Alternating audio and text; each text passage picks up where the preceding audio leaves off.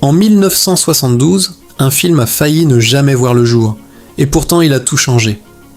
Avant d'entrer dans le vif du sujet, si ce genre de plongée dans les coulisses du cinéma vous passionne, abonnez-vous, likez et dites-nous en commentaire quel film vous voulez qu'on démonte la prochaine fois.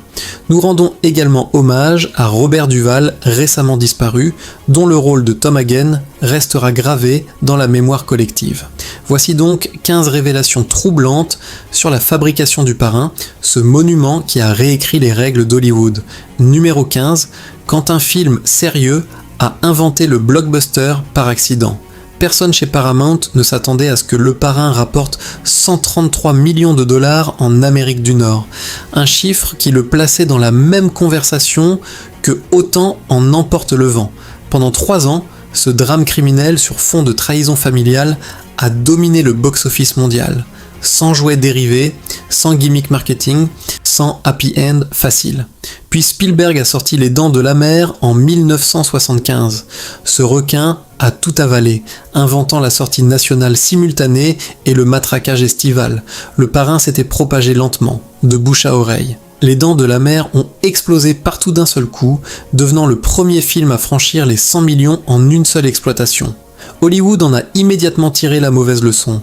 Avant le requin, les studios cherchaient des romanciers et des réalisateurs visionnaires. Après, ils cherchaient des idées tenant en une phrase, capables de vendre du popcorn et des figurines. Un film a prouvé que l'art pouvait régner sur le box-office. L'autre s'est assuré que ça n'arrive plus jamais de la même façon. Numéro 14. Comment Marlon Brando a littéralement inventé Vito Corleone. En 1971, les studios considéraient Brando comme un acteur fini. Trop difficile, trop imprévisible, trop cher. Paramount ne voulait pas de lui.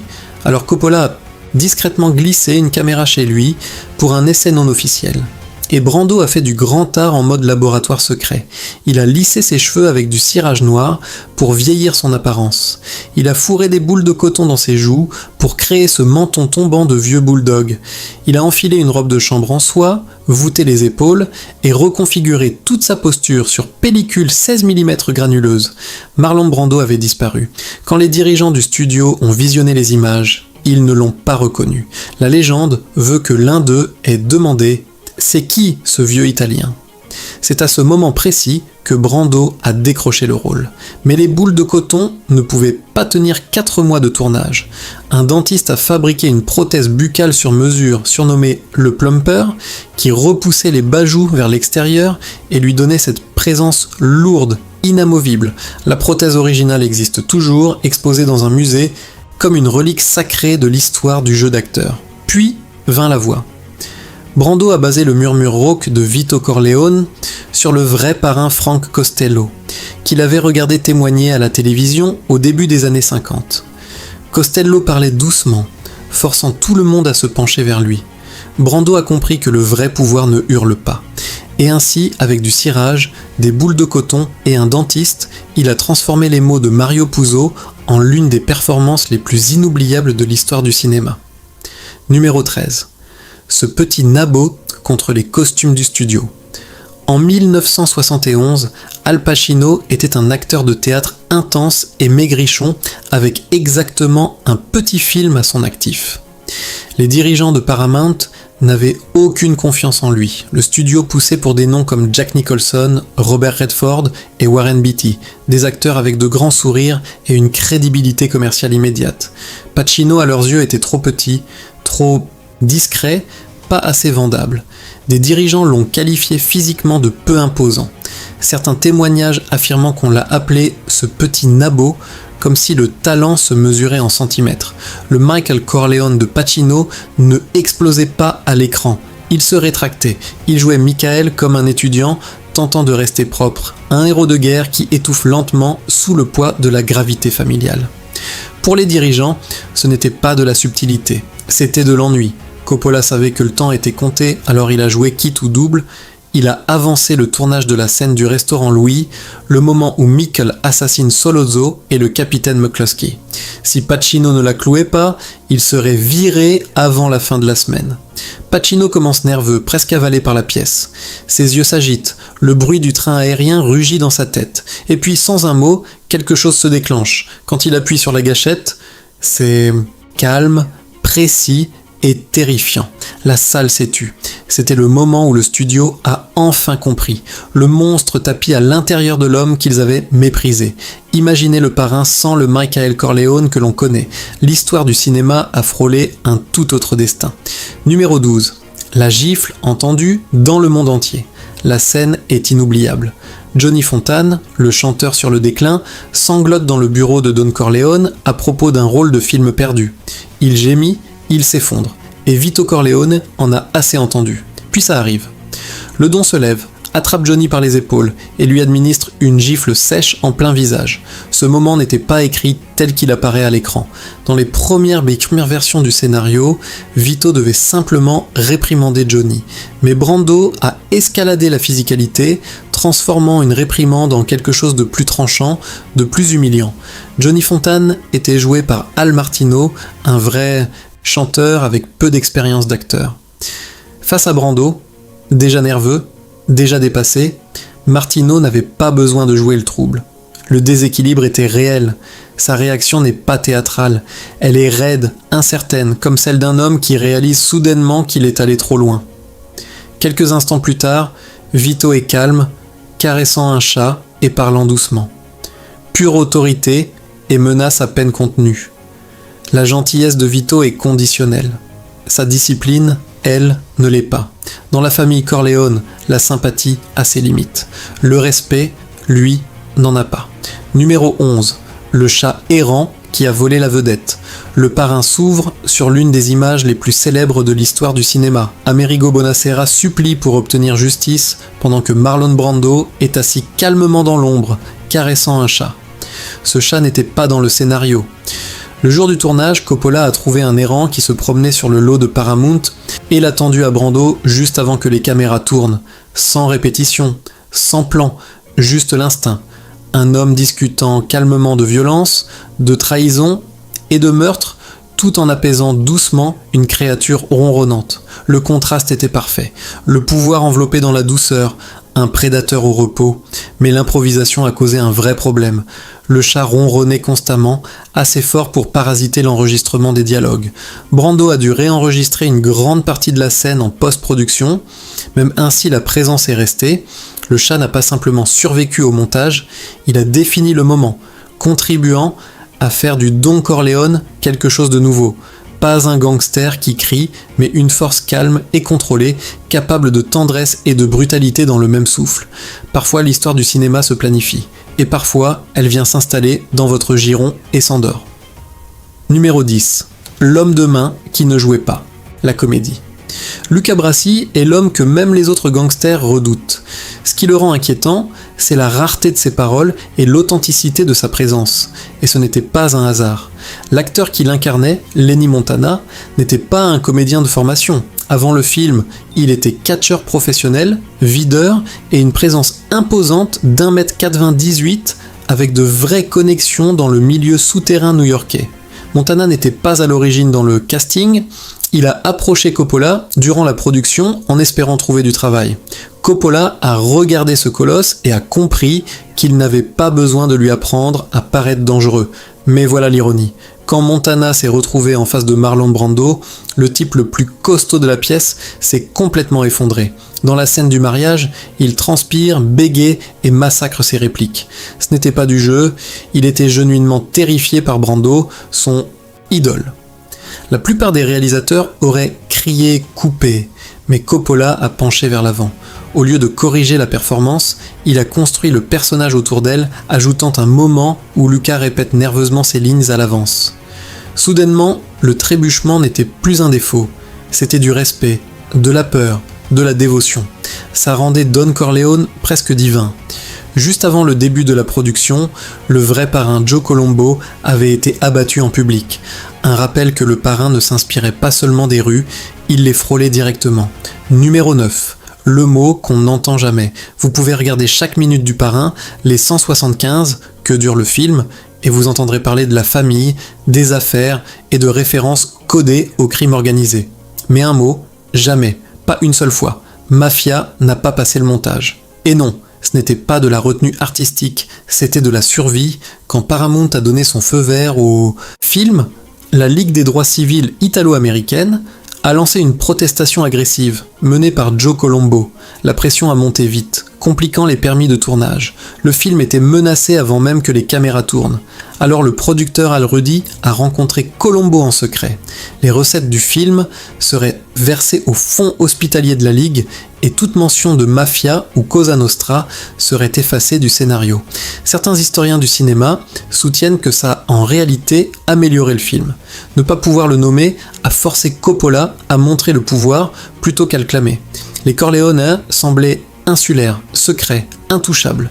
Le silence imposé par le scénario a rendu le monde authentique. Et l'ironie, c'est que certains vrais mafiosi auraient même adopté la terminologie du film, se faisant appeler Don et Parrain. Voilà pourquoi le Parrain semble plus raffiné que Les Affranchis ou Casino. Pas de mafia criarde ici, juste du pouvoir, de patience et une menace cinématographique pure. Numéro 8, l'omen orange, quand un fruit signifiait la mort. Dans Le Parrain, même quelque chose d'aussi anodin qu'une orange peut sembler un avertissement. L'agrume vif revient sans cesse juste avant que les choses tournent mal. Et voilà la chose stupéfiante. Personne ne l'avait planifié. Le décorateur Dean Tavoularis utilisait les oranges pour une seule raison. Elles rendaient bien face à tout ce brun et cet or. Pas de symbolisme, pas de sens caché, juste de la scénographie. Mais ensuite le film s'est assemblé et un schéma est apparu. À la table de Jack Waltz, une corbeille d'oranges trône en cadre pendant qu'il dîne avec Tom Hagen. Peu après, il y a une tête de cheval dans son lit. Vito Corleone s'arrête à un stand de fruits pour acheter des oranges et quelques instants plus tard, il est criblé de balles. Les fruits roulent sur le pavé tandis que son corps s'effondre. À la réunion des 5 familles, des corbeilles d'oranges entourent des hommes dont le destin est déjà scellé. Et puis il y a la dernière scène de Vito. Il joue avec son petit-fils dans le jardin, coupe une orange et place l'écorce sur ses dents pour faire un visage de monstre rigolo. L'enfant rit, Vito s'effondre, disparu. Coppola a admis que tout ça avait commencé comme un accident. Il ne s'était pas rendu compte de la fréquence des oranges avant que le film soit terminé. Mais une fois le schéma remarqué, Coppola l'a exploité intentionnellement dans les 2e et 3e parties. Une fois que vous le voyez, vous ne pouvez plus ne pas le voir. Ce stand de fruits ne vous semblera plus jamais innocent. Nous sommes à mi-chemin de ce compte à rebours. Combien de fois avez-vous regardé Le Parrain en entier ? Dites-le nous en commentaire et partagez quelle scène vous donne encore des frissons. Si vous appréciez cette exploration, likez et abonnez-vous. Maintenant, retournons aux affaires de famille. Numéro 7. La connexion Sinatra. Pendant des décennies, Le Parrain a porté l'une des rumeurs les plus persistantes d'Hollywood. Johnny Fontane n'était pas qu'un personnage, c'était Frank Sinatra. Les parallèles étaient difficiles à ignorer. Fontane est un chanteur dont la carrière stagne, puis remonte miraculeusement après qu'une force invisible fait pression sur les bonnes personnes. La propre carrière de Sinatra avait touché le fond au début des années 50 avant de renaître de ses cendres. Un comeback longtemps entouré de murmures d'influences mafieuses jamais prouvées. Avant même le début du tournage, Puzo a affirmé que Sinatra l'avait confronté dans un restaurant de Beverly Hills, explosant, lançant des insultes et lui faisant clairement comprendre qu'il croyait que le personnage le concernait. Puzo a insisté que non. Et techniquement, il avait raison. Johnny Fontane était un composite tiré de plusieurs chanteurs et histoires de pouvoir hollywoodiens. Mais il a admis comprendre parfaitement pourquoi Sinatra l'avait pris personnellement. Le studio a casté Al Martino et laissé le public faire les connexions lui-même. La controverse est devenue une partie du mystère du film. Un rappel que parfois les personnages les plus dangereux ne sont pas ceux qui tiennent le pistolet, ce sont ceux que tout le monde reconnaît. Numéro 6, le mariage Corleone, quand la fiction est devenue réalité. L'ouverture du Parrain présente un mariage si authentique qu'on aurait presque envie d'y envoyer une invitation. Coppola n'a pas filmé une scène hollywoodienne standard, il a recruté de vraies familles italo-américaines du Staten Island et du New Jersey. Chaque personne qui dansait, riait et levait son verre était la vraie affaire. Les tables étaient chargées de plats italiens soigneusement disposés pour paraître fait maison. La chaleur n'était pas scriptée, c'était une mémoire culturelle capturée sur pellicule.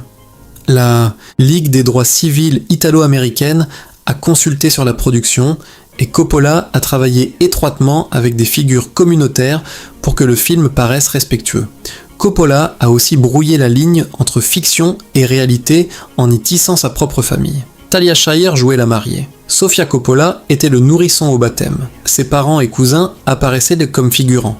En intégrant sa vraie famille parmi les Corleone, Coppola a capturé une intimité qu'une production hollywoodienne typique ne pourrait jamais atteindre. C'est pour ça que la violence qui vient ensuite frappe si fort. Après avoir passé 40 minutes à un mariage qui ressemble à votre propre rassemblement familial, le chaos devient quelque chose de personnel. Numéro 5. Le prince des ténèbres. En 1972, Hollywood favorisait un éclairage lumineux. Chaque ride était visible, chaque dollar du cachet des acteurs affiché. Puis le chef opérateur Gordon Willis est arrivé et a changé les règles. Willis a délibérément sous-exposé la pellicule et éclairé les acteurs par le dessus, laissant leurs yeux dans des ombres profondes et ancrées. Si vous ne pouvez pas voir les yeux d'un homme, vous ne savez pas ce qu'il pense. C'est parfait pour un film sur la trahison, les secrets et les affaires louches des Corleone. Quand les dirigeants de Paramount ont vu les rushs bruts, ils ont paniqué. Certains ont appelé ça trop sombre, trop risqué, et ont poussé Coppola à refaire avec un éclairage plus conventionnel. Coppola a refusé. L'obscurité était la magie. Willis a également baigné les scènes des années 40 dans une teinte ambrée épaisse, donnant au film une atmosphère de vieille photo sépia. Le studio a résisté à ça aussi. Mais aujourd'hui, c'est instantanément reconnaissable comme la signature visuelle du parrain. Son éclairage audacieux a influencé la cinématographie plus sombre de films comme French Connection et plus tard de séries comme Les Sopranos. L'industrie l'a surnommé le prince des ténèbres et il l'a porté comme une médaille d'honneur. Numéro 4, le massacre au péage. 1 minute de carnage à 100 000 $. En 1972, Coppola a mis en scène l'une des scènes de mort les plus choquantes que les spectateurs aient jamais vues. L'embuscade de Sonny Corleone au poste de péage. À cette époque, les morts au cinéma étaient polissés. Le sang était suggéré, mais pas montré en détail. Mais Coppola voulait que la mort de Sonny ressemble à une agression des sens. Pour y parvenir, ils ont construit un poste de péage sur mesure et truqué la scène avec des effets pratiques, le tout pour une seule minute à l'écran. 100 000 $ en 1972, soit plus de 750 000 $ aujourd'hui. James Caan portait plusieurs charges pyrotechniques câblées à un tableau de commande. Quand les tireurs ouvrirent le feu, un technicien les déclenchait en séquence, transformant la mort de Sonny en quelque chose de viscéral et d'inoubliable. Une charge mal synchronisée, un mauvais pas et toute la mise en place aurait été gâchée. Caan a plus tard déclaré que le tournage de cette scène était l'une des expériences les plus intenses de sa carrière. Les spectateurs ont été choqués par le réalisme. Avant que Sonny atteigne ce poste de péage, les morts au cinéma avaient des manières. Après, les gants étaient retirés. Numéro 3. La tête de cheval. Le choc ultime sur le plateau. La scène de la tête de cheval dans Le Parrain est du carburant pur pour les cauchemars. Le département des accessoires de Paramount avait initialement fourni une fausse tête de cheval, mais Coppola l'a trouvée peu convaincante. Il voulait que les spectateurs la ressentent comme si les Corleone pouvaient passer la main à travers l'écran. Alors il a dit à son équipe sans détour « Trouvez-moi une vraie ». Aucun cheval n'a été blessé pour le film. L'équipe s'est procuré une tête provenant d'un cheval déjà destiné à l'abattoir, choisi pour ressembler au cheval vu plus tôt dans le film. John Marley, qui jouait le patron de studio Jack Waltz, avait répété toute la journée avec le faux accessoire. Il était à l'aise et confiant, prêt à livrer son grand moment. Et puis, pendant son absence, l'équipe a effectué la substitution. Quand Marley a repoussé ses draps de satin, sa réaction aurait été d'une intensité bien supérieure à tout ce qui avait été répété. Coppola a gardé les caméras en marche, capturant quelque chose de brut et d'inoubliable. Ce seul moment est devenu l'une des scènes les plus commentées de l'histoire du cinéma. Numéro 2. La chaise vide, quand un Oscar est devenu une protestation. En 1973, Marlon Brando a fait exploser la tradition des Oscars sans même se présenter. Au moment où la 45e cérémonie a eu lieu, tout le monde savait que Brando avait la victoire dans la poche. Sa performance en tant que Vito Corleone était légendaire. Alors quand son nom a été appelé, la salle s'attendait à une légende. Ce qu'elle a obtenu à la place a changé les Oscars pour toujours. Brando n'a pas simplement sauté la cérémonie, il l'a boycottée. Furieux contre la longue histoire d'Hollywood à représenter les Amérindiens comme des stéréotypes, il a décidé que la plus grande soirée du cinéma était l'endroit parfait pour passer un message. À sa place se tenait Sachin Littlefeather, une militante apache de 27 ans. Quand l'Oscar lui a été offert, elle a refusé de le prendre. Elle portait une déclaration de 15 pages écrite par Brando, mais les producteurs l'avaient averti qu'elle disposait de 60 secondes pour parler ou elle serait retirée de la scène. Calme, posée et inébranlable, elle a évoqué le traitement des Amérindiens par l'industrie cinématographique. La salle ne savait pas comment réagir. Des sifflets, des applaudissements, un silence gêné, et pour la première fois de l'histoire, une victoire aux Oscars s'est transformée en protestation en direct. Avant Brando, les Oscars étaient surtout une question de glamour et de gratitude. Après Brando, la porte était grande ouverte. Tout ça a commencé en 1973, avec une chaise vide, une statuette refusée et une femme seule, debout sous les lumières les plus brillantes d'Hollywood. Numéro 1, le film que personne ne voulait faire. Le Parrain n'a pas commencé comme un projet de prestige, il a commencé comme un problème. Paramount Pictures était en difficulté, désespéré d'un succès et totalement peu impressionné par le roman de Mario Puzo. Pour eux, Le Parrain n'était pas de l'art, c'était de la pulp fiction bon marché. La première idée du studio était de tout moderniser. Les films d'époque coûtaient de l'argent, alors pourquoi ne pas déplacer l'histoire dans les années 70 et remplacer les tensions d'après-guerre par un réalisme de rue? Coppola s'y est opposé à chaque étape. Il soutenait que retirer le cadre de l'après-guerre signifiait retirer l'âme. C'était une tragédie shakespearienne habillée de pinstrip, et elle devait rester ainsi. Coppola n'était pas non plus le choix de rêve du studio. Presque tous les grands réalisateurs d'Hollywood avaient décliné le projet.